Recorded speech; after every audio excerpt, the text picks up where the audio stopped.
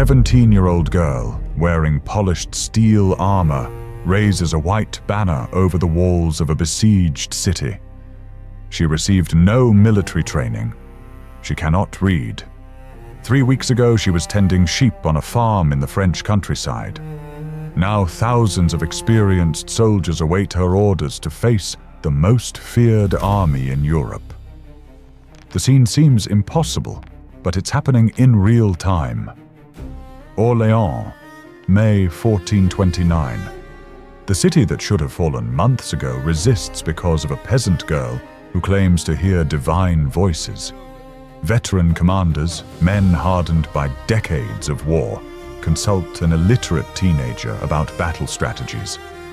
The English army, which conquered half of France, is about to discover that their guaranteed victory has just transformed into a nightmare. This is the story of a week that defied all military logic, rewrote the destiny of a nation, and transformed an unknown shepherdess into the most controversial figure of the Middle Ages. You are about to witness how 7 days of impossible combat changed the course of the 100 Years' War and created a myth that still reverberates 600 years later. But to understand the miracle, first you must know the hell that Orléans had become. Orléans is dying.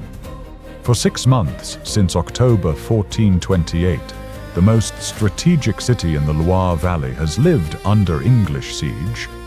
This is not just any siege, it's a death sentence executed in slow motion. The medieval walls that should protect the citizens now function as prison walls. Inside them, 25,000 people divide increasingly smaller rations.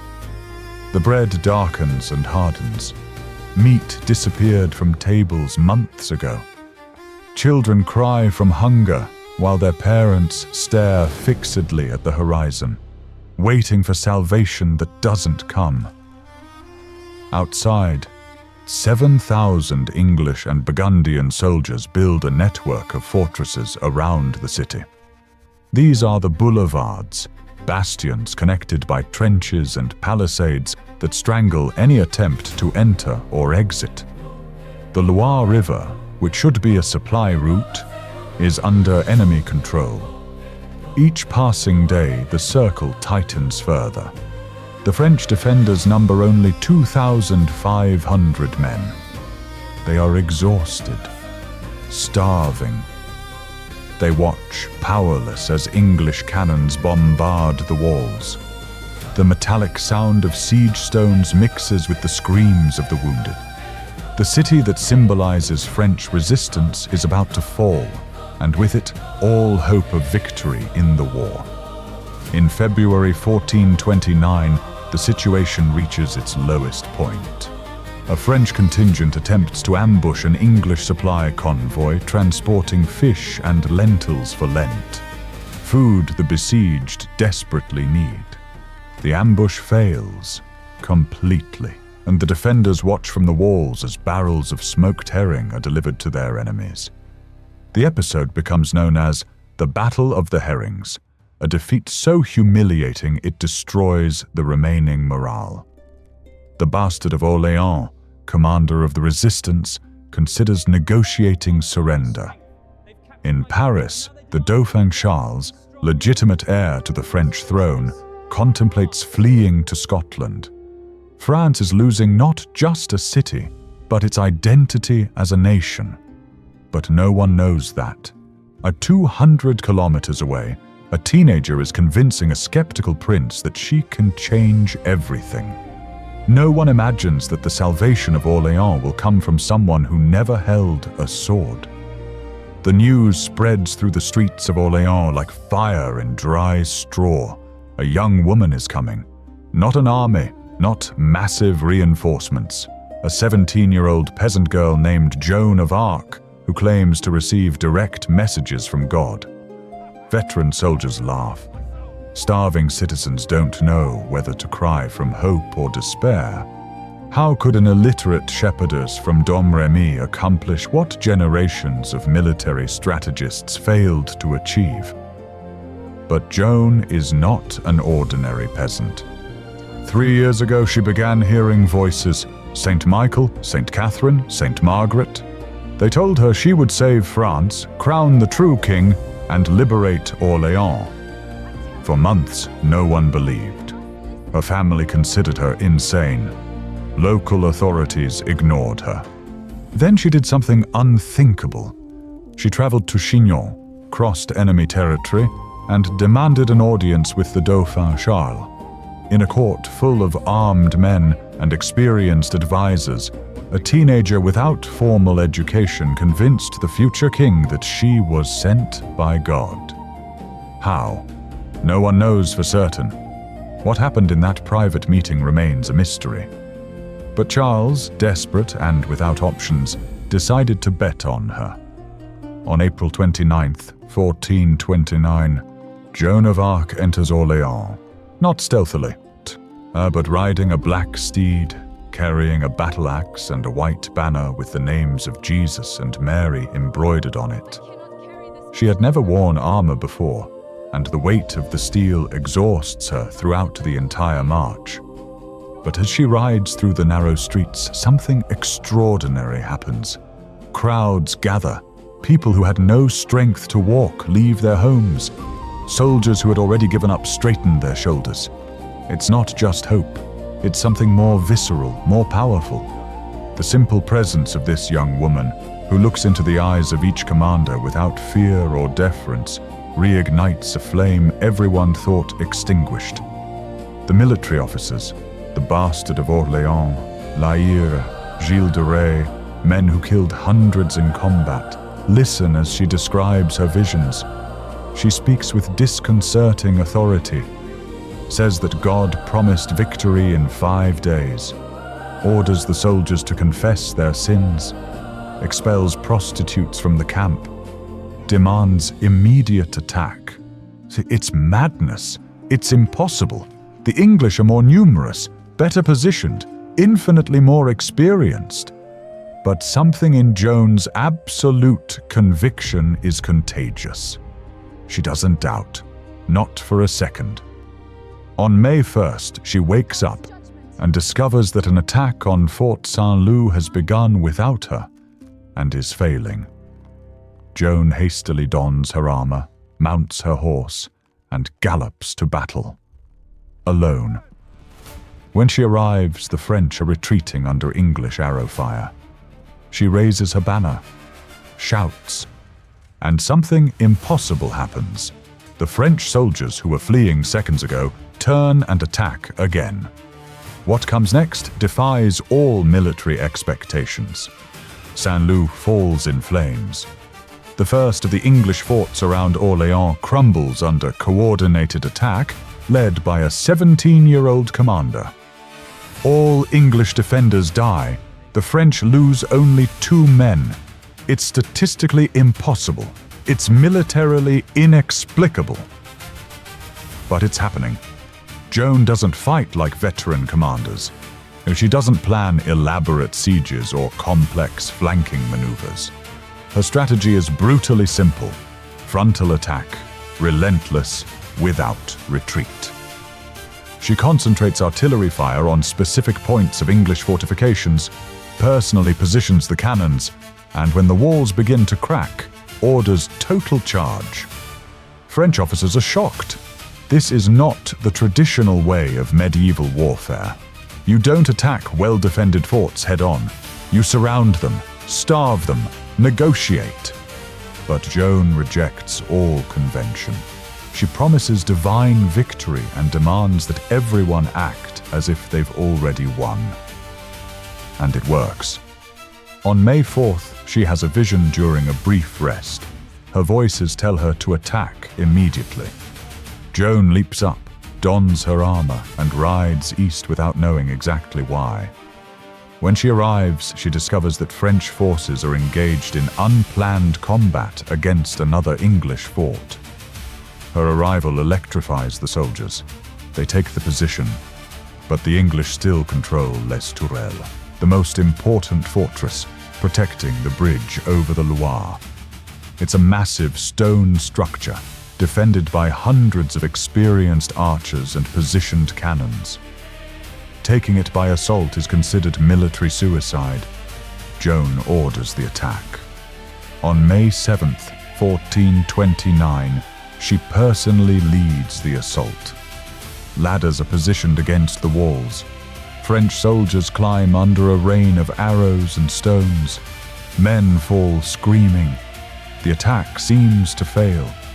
Then Joan grabs a ladder herself, climbs. An English arrow pierces her shoulder, penetrating between the armor plates. She falls. Blood runs down the steel. Her soldiers waver, horrified. They think they've lost their saint. But Joan gets up, pulls out the arrow with her own hands, refuses to stop for treatment, grabs her banner and shouts for the men to continue. The vision of their teenage commander, bleeding but unshakable, breaks the last vestige of doubt in the French soldiers. Or they attack again. This time, they don't stop. Les Tourelles falls. The bridge over the Loire is liberated. In just 9 days since Joan's arrival, the impossible-to-break Siege of Orléans is crumbling. But the battle is not over yet, and the English, furious and humiliated, prepare a decisive counter-attack. The morning of May 8th, 1429, dawns with heavy silence.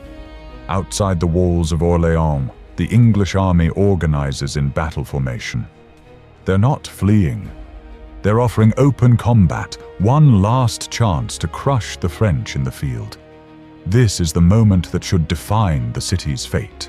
The English still outnumber the French in numbers and experience. In open terrain, without walls to protect them, the defenders of Orléans should be massacred. Joan orders her troops to position themselves but prohibits any attack. She has an altar erected in the field between the two armies. While the English watch confused, a priest celebrates complete mass.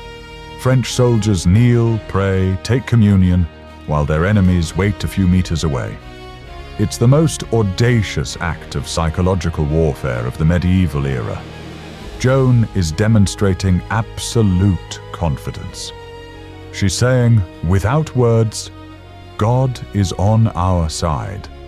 You've already lost. The mass ends. The French stand up. Joan asks if the English are turning away or approaching. They answer that they're retreating. She orders, "Let them go. Our God doesn't want us to fight today." It's a decision that defies all military logic. A commander has just allowed an enemy army to escape intact. But Joan understands something that veteran generals don't perceive. She's already won. Not just the battle, but the psychological war. The English begin to retreat, not in chaotic disorder, but in organized withdrawal, which makes their decision even more devastating. They're admitting defeat without having been defeated in combat. For the first time in decades, the English army is fleeing French soil, not due to enemy tactical superiority, but from fear of a teenager who claims to hear angels. The Siege of Orléans ends on May 8th, 1429. It lasted 7 months. Joan of Arc needed 9 days to break it. The consequences are immediate and cataclysmic. The city that should have fallen, becoming the tomb of the Dauphin Charles and symbol of French collapse, is now a sanctuary of miraculous victory. Les peasants throughout France begin to whisper about the maiden sent by God. Soldiers who spent years losing battles suddenly believe they're invincible alongside Joan. But the true impact of Orléans week cannot be measured in captured forts or enemy casualties. It's something deeper, more transformative. A nation that was fragmenting, ready to accept English domination as inevitable destiny, has just recovered its identity. And all because of a peasant girl who shouldn't have been there. In the years that follow, Joan of Arc will lead more victories. She will conduct the Dauphin Charles VII for coronation, fulfilling the prophecy her voices promised. She will transform the 100 Years' War from inevitable English conquest to French reconquest. But Orléans remains her defining moment. It's there that an impossibility becomes reality. It's there that history records something that defies rational explanation. A young woman without military training defeats commanders who spent entire lives studying warfare. Historians have debated for 6 centuries how to explain Orléans. Some argue she was simply a symbol, that the true strategists were veteran commanders executing plans while she provided inspiration. But this theory doesn't withstand scrutiny. If French officers possessed the tactical answers, or why didn't they implement them before Joan arrived?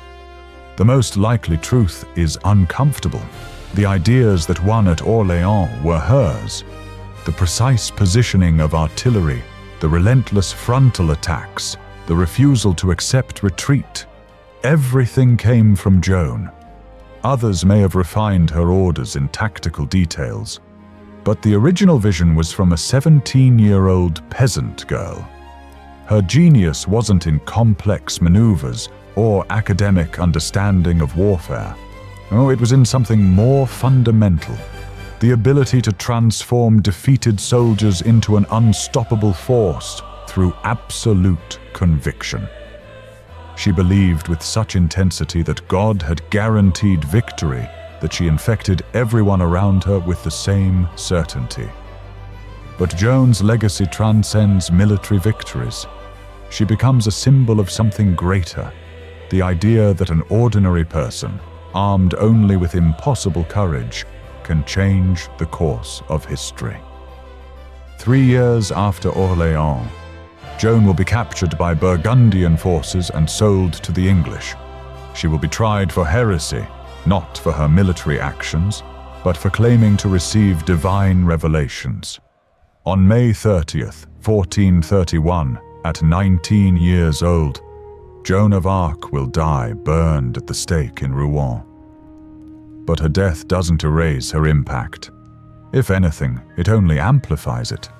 The young woman who saved France in a week transforms into a martyr, then a saint. Finally, an eternal symbol of resistance against impossible odds. Today, more than 600 years later, the name Joan of Arc still resonates. Statues of her dominate squares throughout France. Her face appears in art, literature, films. She has become one of the most globally recognized historical figures. And it all began in 1 week in Orléans, when an impossible peasant girl achieved an impossible victory. A teenage girl in armor on the walls of a besieged city. The image that opened this story wasn't just a narrative hook. It was the moment where the course of European history changed direction. Orléans 1429 reminds us that history's most transformative moments frequently defy logic. A victory that should have been impossible happened because someone refused to accept impossibility. A leader who shouldn't have had credibility changed the world because her conviction was unshakable. The true lesson of Joan of Arc isn't in military strategies or mystical interpretations of her voices. It's in something more universal: the courage to act when all the experts say you will fail. The willingness to lead when no one believes you have the right. 600 years separate you from Orléans 1429. But the question that week raises remains urgent. How many impossible victories do we fail to achieve simply because we accept they're impossible? How many times does the solution to intractable problems come from perspectives we dismiss for not having the expected credentials? Joan of Arc didn't just save a city. She proved that radical transformation can come from the most unlikely places, from the most unexpected people. Perhaps her voices were divine. Perhaps they were psychological. Perhaps they were simply the manifestation of courage so pure it seemed supernatural. But one thing is undeniable: In May 1429, during 7 impossible days, a 17-year-old peasant girl changed the destiny of a nation and created a legacy that still challenges us to question our own limitations. The white banner she raised over Orléans still waves 6 centuries later, reminding us that the impossible is just an invitation to try.